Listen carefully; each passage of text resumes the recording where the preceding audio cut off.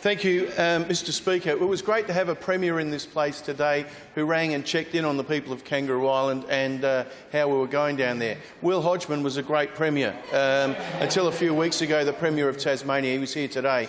Unfortunately, we don't have a good Premier in South Australia. And from what I've seen in my local area over the past 61 days, every South Australian should be very, very, very scared that something will go wrong in their local area over the next 2 years in the remainder of the term of the Marshall government, because these are people who have zero empathy, zero generosity and zero care for their fellow South Australians. I've seen it firsthand. I've heard from the farmers. I've heard from the homeless people over there who have lost their 89 homes on Kangaroo Island since this bushfire disaster started on December 20th last year. I've got a letter here that I wrote to the Premier on December 23rd, so day 4 of this emergency, where I said the people of Kangaroo Island need a specialised recovery committee to assist people in rebuilding their lives and infrastructure. There also has been considerable loss of stock. The island has its own particular needs because of its isolation,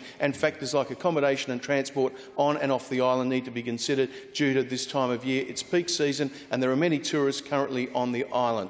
The volunteers here are doing an exceptional job but are not in a position to work on recovery. There is fatigue in the ranks and more very bad weather to come. We need to bring in people with expertise and knowledge of the area to start rebuilding and planning. The earlier we start, the better. I must say I found it very disappointing that we're now at day 4 of this catastrophic bushfire emergency and I've not been contacted by a single member of your cabinet. I can give you examples of emergencies where, as Minister, I was on the phone and in cars with your MPs, specifically the member for Chafee, the member for Stewart, Minister, the member for Flinders and the former member for MacKillop. The community expects the local MP and governments to work together in a bipartisan way, and the behaviour of your cabinet has not met community standards. Now, I haven't had a response to that. That's from day 4 of this bushfire and emergency. We're now at day 61. So look out the rest of South Australia, because if you are in trouble, this government will be nowhere to be seen. We had to wait more than 50 days for this government to tell the people of Kangaroo Island that they didn't have to pay for the clean-up of the burnt-out, blackened wreckage of their homes. Now, can you imagine the damage that they are doing to people's mental health? On top of losing everything that you love, the home where you brought up your family, the pets that you had, the stock that you had to put down, for these people not to turn up and for a Premier to fly in, fly out and never spend more than a few hours on the ground, I've got to say, is a disgrace. I've spent so many hours with people who are now homeless. 89 homes were lost in this fire. I've spoken to people who lost not only their home but their business, and they went out and helped their mates, farmers, shoot sheep. And I drove around on that Saturday morning after the big Friday night, and we just saw so much loss and destruction, and all I heard was the sound of rifle cracks.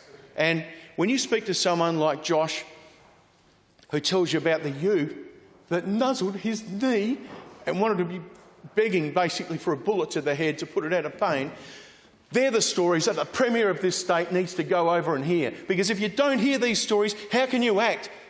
We have to have, the first thing that we have to have as a government, as representatives of the people of this state, is empathy. How can you have empathy for people you don't know? How can you? I came in here in a very measured tone 2 weeks ago, and I said to the Premier then that the standard that he has set was not a standard that I was prepared to accept. And I said to him, but I will draw a line in the sand. I will draw a line in the sand and let's start this relationship over, because that's what the community, any community, expects people to do, to work together. Do you think he might have stepped over here and had a look? Have a look at the end of that video. He's looking at his toes. He couldn't even look me in the eye during my speech, which, as I said, was very measured. He hasn't reached out to me in the 2 weeks since I made that speech in here, has not responded to any of the 12 letters that I've written. Now, if any South Australian, whether you live on Kangaroo Island, you know people on Kangaroo Island, you love Kangaroo Island, you feel for the people of Kangaroo Island, if anyone thinks this Premier has treated the people of Kangaroo Island in a humane way, then I don't know what world you live in, because I live in a world where we care for people, where we stand up for people, and I'm so proud to be on this side because the Labor Party has turned up in numbers and listened to the people of Kangaroo Island.